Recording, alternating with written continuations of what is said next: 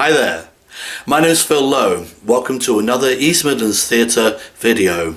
Today we're very excited. We're heading off in the direction of the city of Leicester to their Curve Theatre, where we're going to sit in and watch a rehearsal of their upcoming Christmas show, The Wizard of Oz, directed by Nikolai Foster, no less. So we can't wait to see what happens to Dorothy and her little dog Toto, and can't wait to bump into those guys that she meets along the way and becomes friends with. The Tin Man, the Scarecrow, and the put 'em up Cowardly Lion. So it's all going to be a fantastic day. We're hoping to interview some of the cast. So without further ado, let's get our ruby slippers on and head off down on the yellow brick road. We're off to see the wizard, the wonderful Wizard of Oz.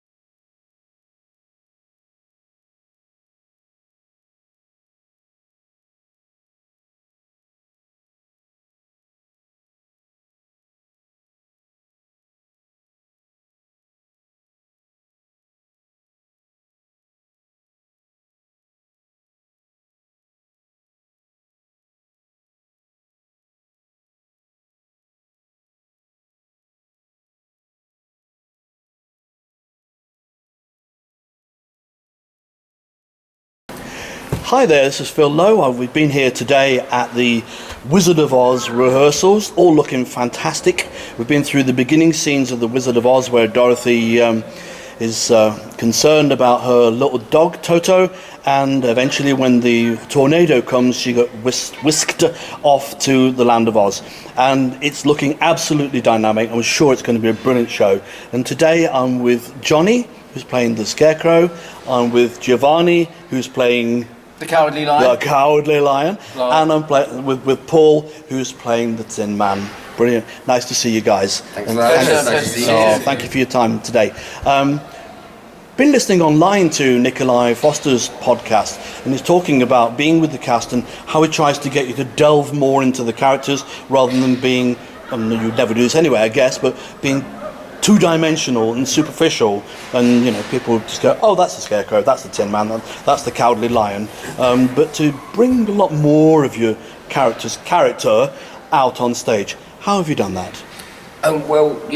Nikolai is so fond of diving into the text as much as he possibly can, and I think when he creates a new piece, especially for a Made at Curve, he likes to start right at the beginning, and he will ask us questions about our characters, and we'll all sit around the table for the first week of rehearsals, don't we? We talk about where we think they might have come from, because he wants them to be based in a reality. He wants them to have pasts before they have the present, for want of a better phrase.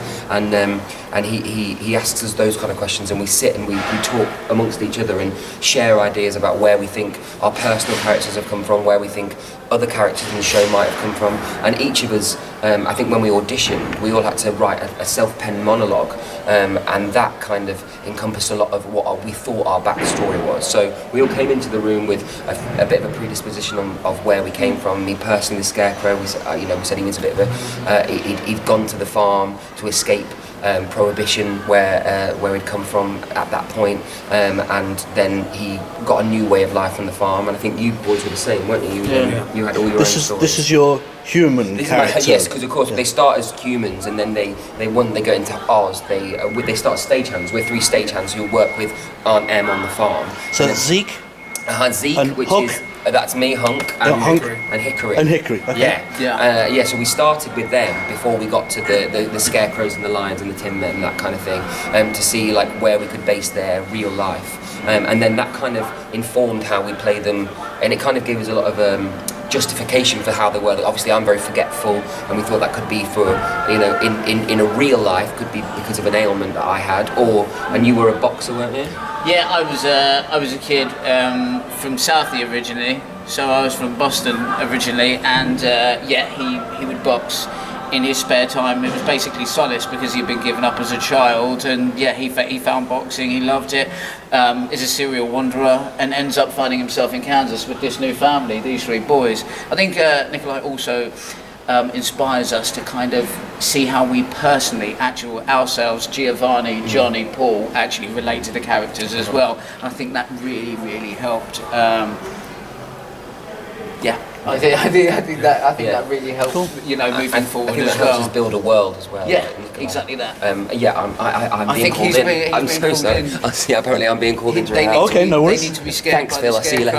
Okay, I'll move into the front. Yeah. So I think we've got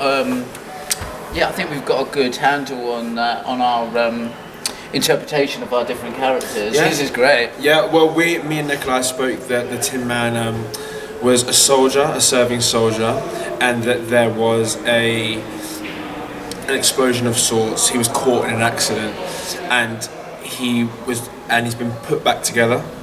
And in the process of that, Nathan Smith forgot to give him a heart. And we came at it from quite a literal sense. How would a man feel? Because who was once so emotive and loved love, how would it feel to then have no accessibility to emotion and love? And without making it too dark, it's really quite a heartbreaking story, I think, Hold the Pan.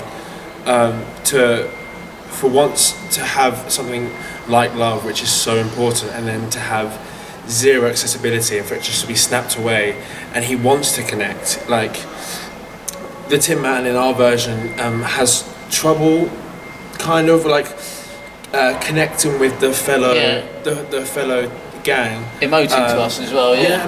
Yeah, but they accept him for what he is, and they help him kind of feel again and realise that he's had that all along. He's just not know how to connect to it. Yeah. He was quite direct and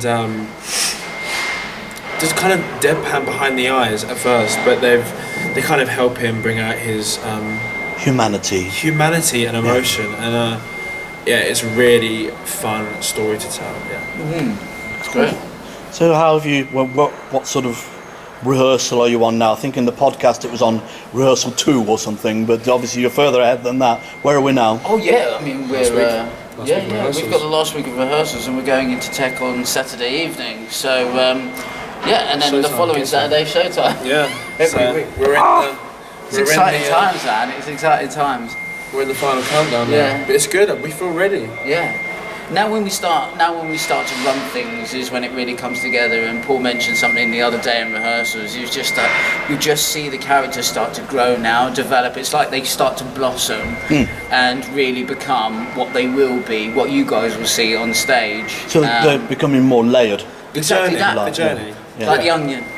Yeah, like the onion. Because when you go scene by scene and you block scene by scene, you kind of just act how you feel in that scene.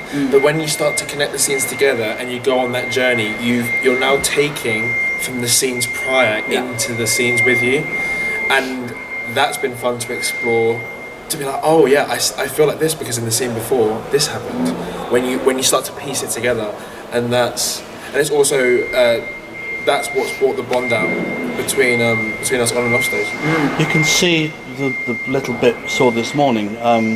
Around the vehicle with the electric shock and everything like that, you can see that bond between the 3 men happening around that vehicle. In one particular case where you're saying something to Johnny's character and he goes, "Don't call me stupid," and I thought, that's just what the Scarecrow would say, because people treat him as an idiot because he's and they don't think he's got a brain, so thereby they're disparaging towards him and everything. And I guess that's part of his journey to find out that he's not an idiot at all, and hopes he'll get some kind of cure when they go and see The Wizard of Oz, which if nobody's seen the story, I'm not going to spoil what I know happens there, at least from the novel and from watching the film. There's one point I'd like to put across in case you don't know. It's an interesting thing, a fact, if you like.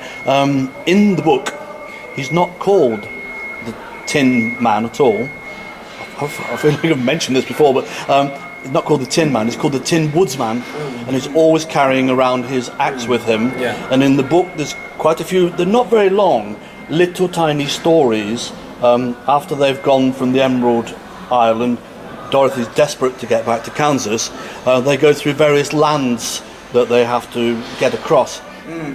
The winged monkeys help them because Dorothy's got a magic cap that she puts on, but she's only allowed 3 wishes, and carried across then. And the Tin Woodsman is particularly helpful because there are physical barriers that they have to get across, and he chops the tree down and they all escape over the tree, and they all kind of help each other. So brilliant.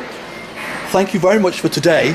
Thank you. Very kind for taking the time out. I know Johnny's disappeared off to do some more rehearsal, but He's gone to be talented. has it gone to be talented? Yeah, he's gone to be... Really? That's it. It's like a special drink. Yeah, exactly that. Johnny, Exactly that. take your talent drink. Right, perfect. Thank you Lovely. so much. Thank True you very pleasure. much. True Have a pleasure. great week and break your legs and everything, and we'll see you on press night. Yeah, we See hope you you there. enjoy it. I'm Hope sure you we will. enjoy it. Sure, looking forward to it. God bless. Thank you very much. Thank you. Take care. Thank you. Bye.